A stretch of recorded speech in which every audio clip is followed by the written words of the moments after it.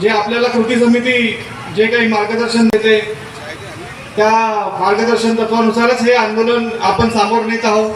या आंदोलनात कोणत्याही राजकीय पक्षाचं डायरेक्ट इन्व्हॉल्वमेंट नाही आहे असं कृती समितीद्वारे सांगण्यात आलेलं आहे। तर मी यानंतर भीमराव वैद्य साहेब यांना विनंती करतो की ते आपल्याला संबोधित करतील। ले मशाले चल पड़े हैं लोग मेरे गांव के, अब ये मसला हासिल करके रहेंगे लोग मेरे गांव के। अब ये जो मसला है ये कोई केवल नितिन राउत या कोई पक्ष के सीमित तक नहीं रहा है, अब ये मसला हम सबका हो गया है।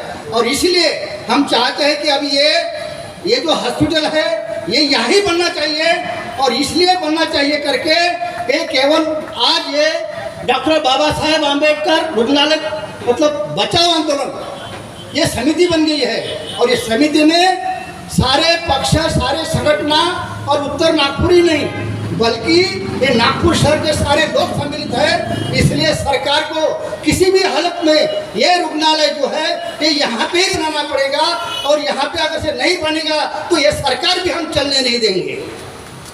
और ये जो है जैसा भी वामन सोमगौर ने बोला कि अब ये विधानसभा आने वाली है, यहाँ पे आंदोलन शुरू है और अंदर भी आंदोलन शुरू रहेगा, और एक दिन हम सब लोग मिलकर जो है ये हम विधानसभा पे हल्ला बोलने वाले हैं, क्योंकि ये हमारी पहचान बनने वाली है। क्योंकि उत्तर नागपुर में ये ऐसा हॉस्पिटल बनने वाला है।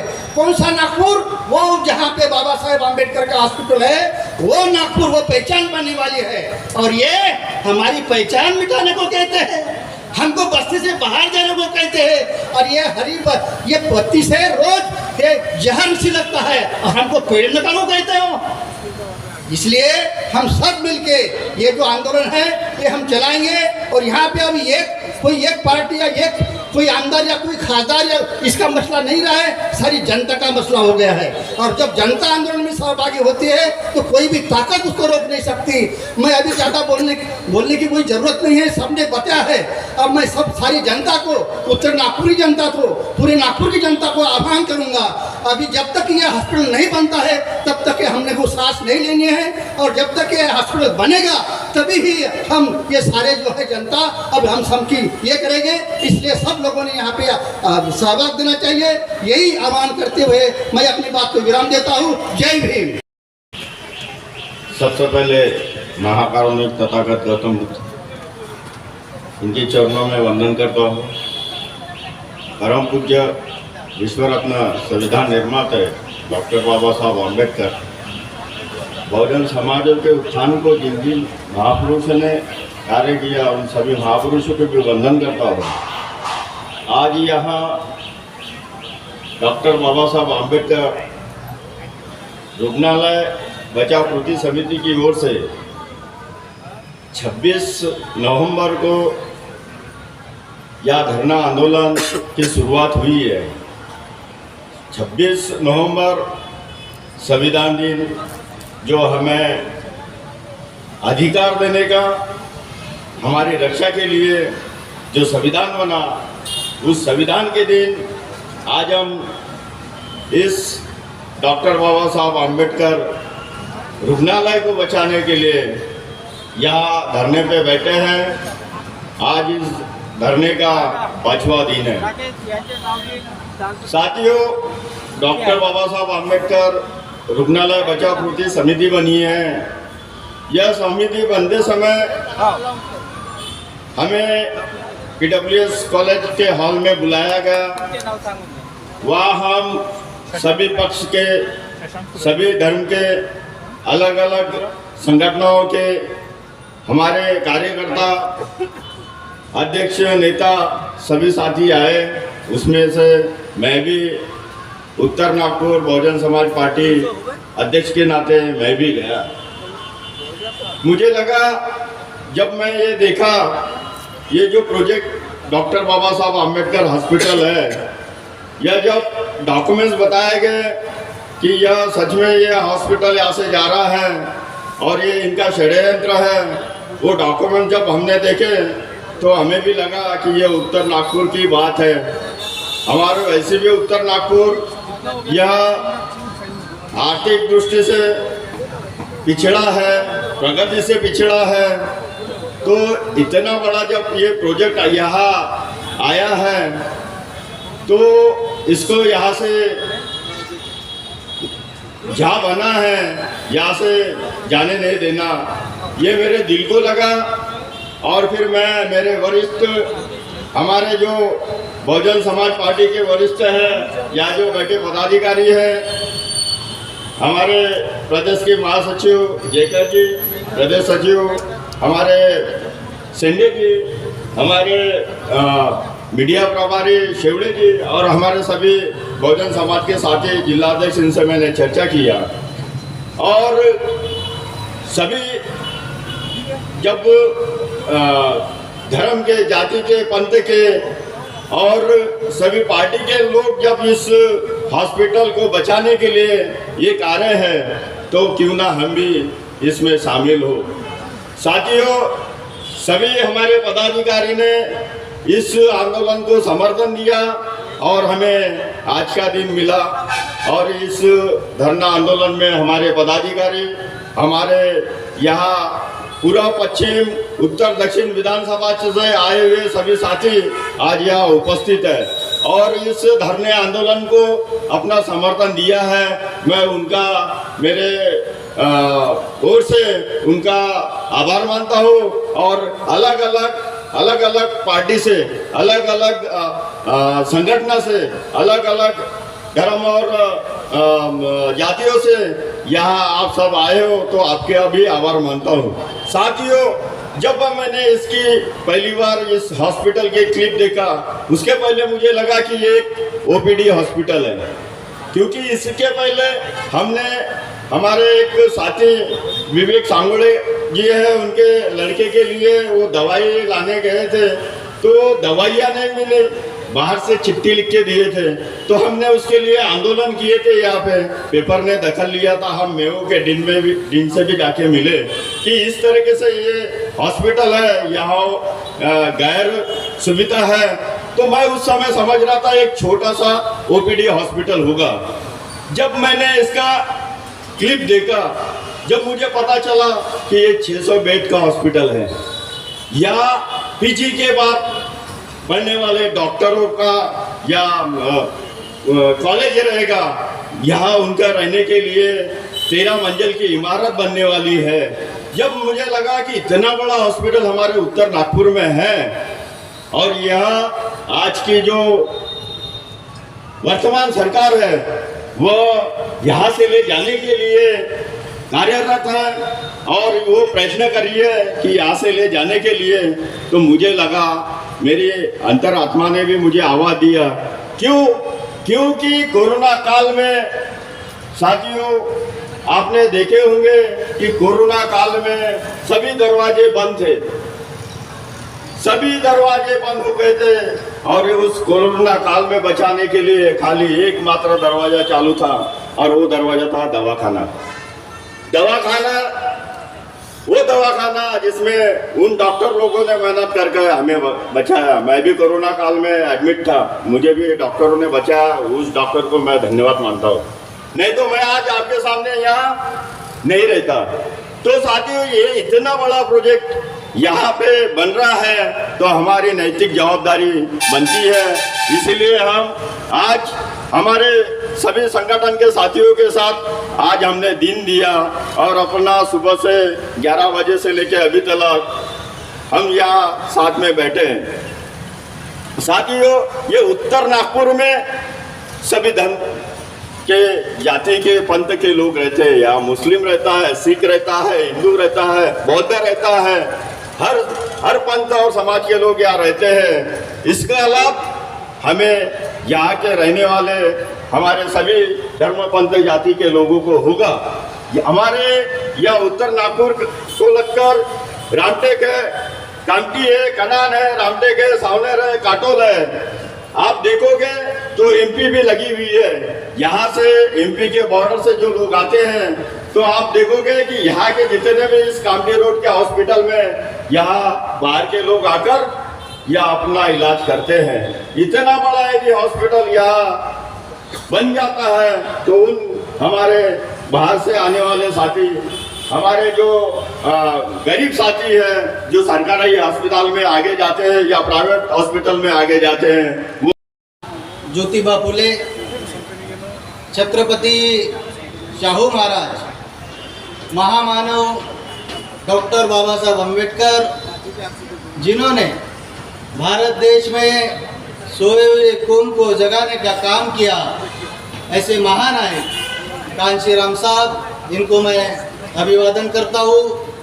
आज डॉक्टर बाबा साहब अम्बेडकर रुग्णालय बचाव कृति समिति के धरने आंदोलन में बहुजन समाज पार्टी का एक दिन धरना आंदोलन में उपस्थित बहुजन समाज पार्टी महाराष्ट्र के प्रदेश महासचिव सम्मानीय नागोरावजी जयकर साहब, बहुजन समाज पार्टी के मीडिया प्रभारी उत्तम जी सेवड़े, हमारे वैद्य साहब, बहुजन समाज पार्टी के हमारे सीनियर साथी वामन जी सोमकुर, उत्तर नागपुर के अध्यक्ष जगदीश जी गजबे, वैसे ही नागपुर जिला के माजी प्रभारी योगेश जी लांजेवार, हमारे भाई नगर सेवक माजी जितेंद्र जी घोड़ेसवार, यहाँ बैठे हमारे भाई सुरेश पाटिल जी, हमारे भाई दिनेश जी अंडरसारे, उमेश जी मेश्राम, सभी आप सम्मानित साथियों, आज से 70 साल पहले बाबा साहब संविधान सभा से संविधान लिखकर जब वापस आए, तब बाबा साहब बहुत खुश थे। संविधान लिखकर वापस आए, बाबा साहब इतना खुश थे, बाहर कृपलानी नाम का एक ब्राह्मण बैठा था, बाबा साहब को पूछा, बाबा साहब आज आप बहुत खुश हो? बाबा साहब ने कहा, कृपलानी मैं आज बहुत खुश हूँ क्योंकि मैंने मेरे लोगों को इस देश में राजा बनाने का अधिकार दिया। कृपलानी बोला, बाबा साहब तुम चिंता मत करो, तुम्हारे लोगों को हम दारू और पैसे में खरीद डालेंगे। साथियों, 70 साल से ज़्यादा समय बीत गया। अगर बाबा साहब का संविधान इस देश में सही तरीके से जिन जिन लोगों की सरकारें चली उन लोगों ने लगाया होता, तो मुझे आज लगता है बाबा साहब को उस जमाने में लगता था, उनको ऐसा लगता होगा कि इतने समय तक सारे लोगों की व्यवस्था हो जाएगी, समता स्वतंत्र बंधुत्व न्याय प्राप्त होगा और सारे लोगों को रोजगार मिलेगा और किसी को कोई आंदोलन नहीं करना पड़ेगा। लेकिन ये नहीं होने के वजह से बाबा साहब का संविधान सही मायने में लागू नहीं होने के वजह से आज भी हमें बड़े पैमाने पे आंदोलन करना पड़ता है। बाबा साहब कहते हैं, बेईमान राजा और सोई हुई प्रजा देश के लिए घातक है। लेकिन उस बेईमान राजा को जिसके हाथ में राजपाट है, उसको मैं बता देना चाहता हूँ कि सोई हुई प्रजा एक कोई और होंगी। ये बाबा साहब को मानने वाली बाबा साहब की औलाद है, ये सोई नहीं है, जागरूक है। हमको समय समय पर संघर्ष करना पड़ा, हमारे पूर्वजों को भी संघर्ष करना पड़ा, ये इतिहास है। जिनको इतिहास पता नहीं होता वो कभी इतिहास नहीं बना सकते, ऐसा बाबा साहब कहते हैं। तो हम संघर्ष करने वाले लोग हैं और हमने संघर्ष करके ही सारा पाया है। आपको मालूम है, महाराष्ट्र में मराठवाड़ा विद्यापीठ का नामांतर का आंदोलन चला, कितने लोग पागल हो गए, बेरोजगार हुए, हत्या हुई, लेकिन हम डरे नहीं, हम डटे रहे, इतने हम जागरूक थे। इसलिए मैं सोए हुए राजा से जिनके हाथ पाथ में राज है उनको कहना चाहता हूँ, हम जागरूक हैं और बाकी का जो समाज है, दलित, ओबीसी, मुस्लिम, सिख, ईसाई, सारे के सारे समाज को हम इस देश में जागरूक करके रहेंगे। ये हमारा बाबा साहब के बंदे का आप लोगों को वादा है। वो डरते क्यों है? डरने का क्या मकसद है? ये तो बाबा साहब के पुतले को डरते हैं। जहाँ बाबा साहब का पुतला है उनकी विटंबना करने के लिए तैयार रहते हैं। इनके मन में बाबा साहब के पुतले के लिए भी डर है। ये लोग बाबा साहब के पुतले को डरते हैं और बाबा साहब की विचारधारा इतनी तेज है, अगर विचारधारा इनके कानों पे जाएंगी तो क्या होगा आप जानते हो। मुझे लगता है ये हॉस्पिटल, यहाँ से ले जाने की जो प्लानिंग इनका चल रहा है, एक केशव हेडगेवार के नाम से, गोलवलकर के नाम से डालने की प्लानिंग इनकी चालू होंगी, ऐसा मुझे लगता है, क्योंकि ये पेशवे लोग हैं।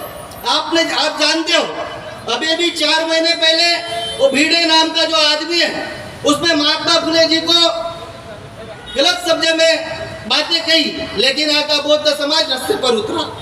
साथियों, मुझे कहना यह है कि हॉस्पिटल कोई बौद्ध समाज के लिए नहीं है, ये हॉस्पिटल सारे समाज के लिए है। और एक केवल डॉक्टर बाबा साहब अम्बेडकर के नाम पर होने के वजह से यहाँ के मनुवादी मानसिकता के लोग हमेशा इसको नाम मिटाने के लिए उनकी मानसिकता रहती है।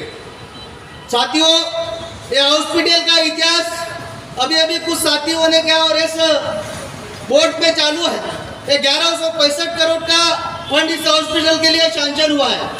80 करोड़ ईयरली परचेज के काम के लिए इस हॉस्पिटल के लिए सैंक्शन हो चुका है।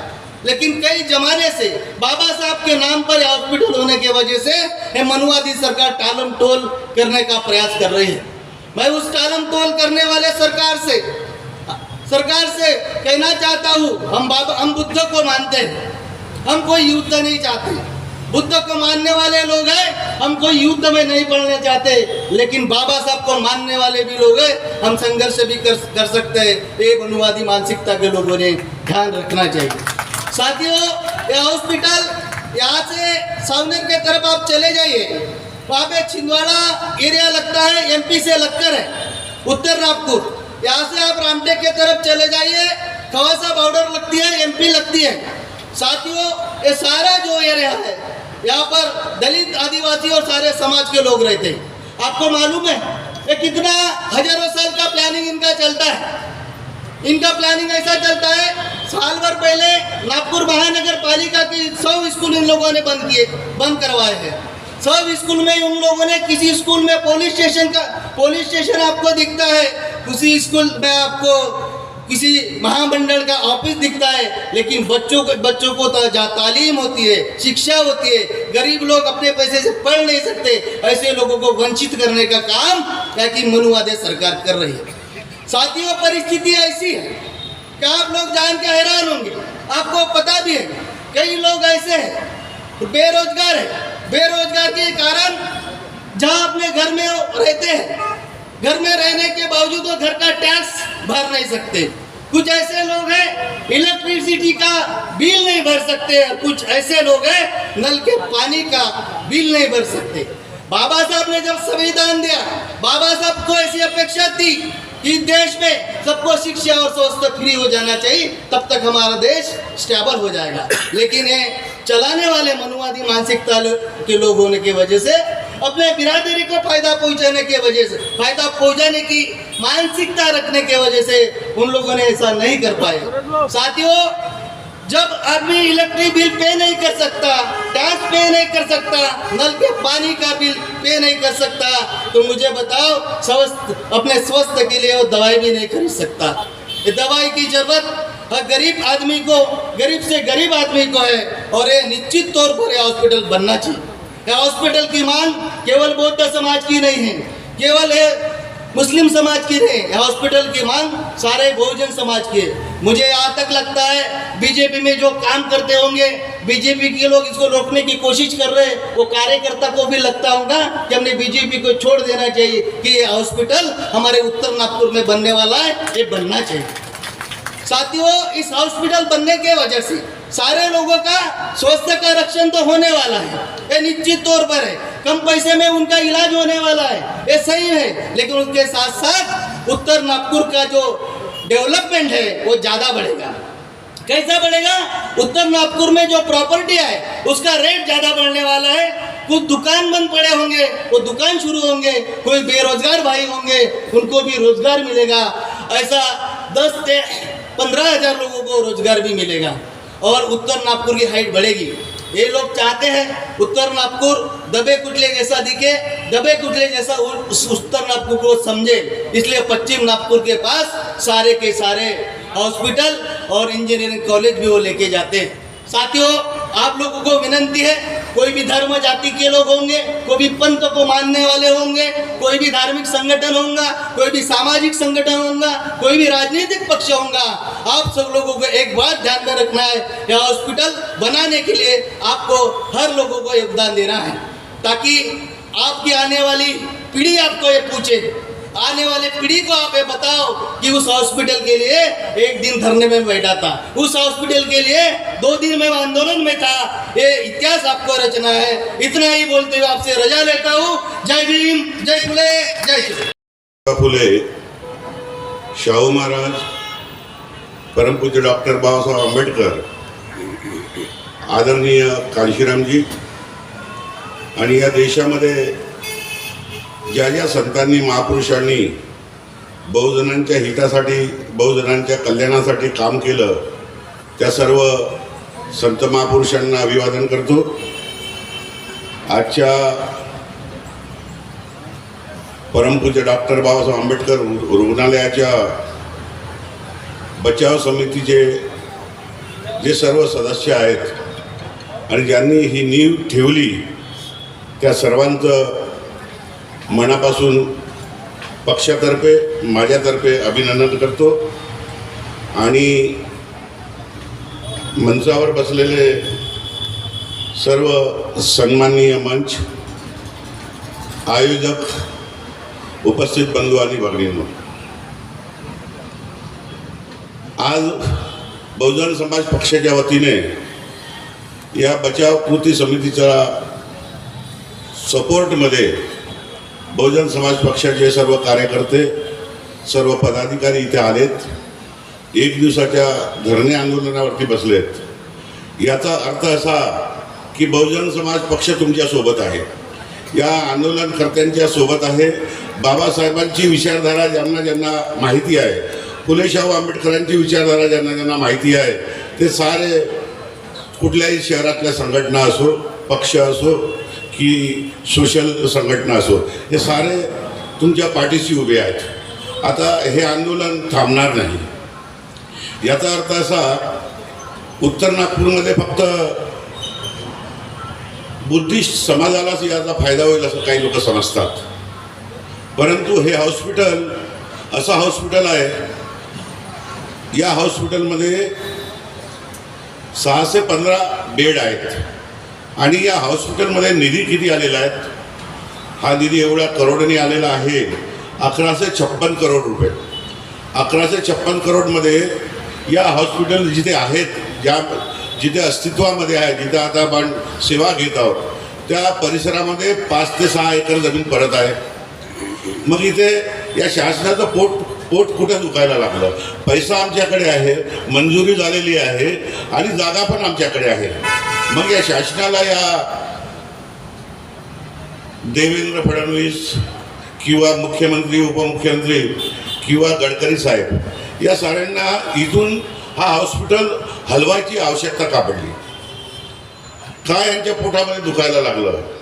याचं कारण असं, परमपूज्य डॉक्टर बाबासाहेब आंबेडकरांचं मोठं हॉस्पिटल या उत्तर नागपूरमध्ये, जिथे मुस्लिम, बुद्धिस्ट, शीख, ईसाई आणि सर्व धर्माचे लोक राहतात, आणि बाबासाहेबांच्या नावाने एवढं मोठं हॉस्पिटल इथं ठेवलं, तर या हॉस्पिटलमध्ये फक्त हॉस्पिटल नाही आहे, हा फक्त दवाखाना नाही आहे, फक्त औषध नाही घ्यायची आहे आपल्याला। या हॉस्पिटलमध्ये सुपर स्पेशालिस्ट हॉस्पिटल आहे, संशोधन केंद्र आहे, रिसर्च सेंटर आहे। इथे MBBS झाल्यानंतर MS साठी ॲडमिशन मिळेल, MD साठी ॲडमिशन मिळेल। स्पेशल सब्जेक्ट असतात, त्या स्पेशल सब्जेक्टसाठी इथं अनेक डॉक्टर देशातून येतील, ॲडमिशन घेतील। फक्त दलितांचेच मुलं ॲडमिशन नाही घेतील, इथं साऱ्यांना ॲडमिशन मिळेल आणि उच्च शिक्षण मिळेल या हॉस्पिटलमध्ये। आणि हे उच्च शिक्षण उत्तर नागपुरातून, उत्तर परमपूज्य डॉक्टर बाबासाहेब आंबेडकरांच्या नावाच्या हॉस्पिटलमधून जावं नाही, असं या मनुवाद्यांना, यांच्या पोटात दुखायला लागलं, या मनुवाद्यांना वाटायला लागलं। आणि म्हणून हे हॉस्पिटल एम्समध्ये न्यायची, एम्सच्या बाजूला मिहानमध्ये न्यायची यांची आवश्यकता पडली, यांना आवश्यकता पडली आहे। मित्रांनो, कंबर कसा सारे पक्ष एक झालेत, साऱ्या संघटना एक झाल्यात. रस्त्यावर उतरावं लागेल तरी लागू, रस्त्यावर उतरू, पण हा हॉस्पिटल इथून हलवू देणार नाही अशी शपथ घेऊया आज. आणि या शासनाला याची जागा दाखवू. या शासनाला दलित, शोषित, पीडित लोक हे कमजोर नाही आहेत. फुले शाहू आंबेडकरांची विचारधारा आमच्या मनामध्ये आहे. बाबासाहेबांनी संविधान दिलेलं आहे. या संविधानामध्ये हक्क मागण्याचा अधिकार आपल्याला आहे. आपण रस्त्यावर उतरू शकतो आणि आपले हक्क मागू शकतो. आणि म्हणून मी तुम्हाला विनंती करतो, आज इथे जे बसलेले लोक आहेत उपोषण मंडपामध्ये अत्यंत कमी उपस्थिती आहे. मला असं वाटतं आपण समाजामध्ये, या परिसरामध्ये या बेमुदत जन आंदोलनाची आपण जास्त प्रचार नाही केला असं वाटतो, किंवा प्रचार कमी पडला असेल. गल्लोगल्लीमध्ये जा, आमच्याकडे या. आम्ही दक्षिण नागपूरला राहतो. दक्षिण नागपुरातून आता इथे 25-30 लोक बसलेले आहेत. साऱ्या बहुजन समाज पक्षाचे दक्षिण नागपूर, उत्तर नागपूरच नाही, पश्चिम नागपूर, मध्य नागपूर, दक्षिण पश्चिम नागपूर या साऱ्या परिसरातून आमचे कार्यकर्ते इथे आले आहेत. आमचे कार्यकर्ते इथून गेल्यानंतर शांत बसणार नाही. आम्ही BSP वाले आहोत. आम्ही शांत बसण्याचं आमचं खूण नाही आहे. आम्ही इथून गेल्यानंतर आपापल्या परिसरामध्ये आम्ही ज्या विधानसभेमध्ये राहतो त्या विधानसभेमध्ये या आंदोलनाचा प्रचार करू आणि उद्यापासून इथं जास्त लोक घेऊन येण्याची क्षमता ठेवू आम्ही. आणि हे आंदोलन यशस्वी करण्याकरता बहुजन समाज तुमच्या पाठीशी आहे. या साऱ्या आंदोलनकर्त्यांच्या पाठीशी आहे. आणि आम्ही आंदोलनामध्ये सहभागी आहोत. एवढंच बोलतो आणि वेळ झाल्यामुळे इथेच थांबतो. जय भीम, धन्यवाद.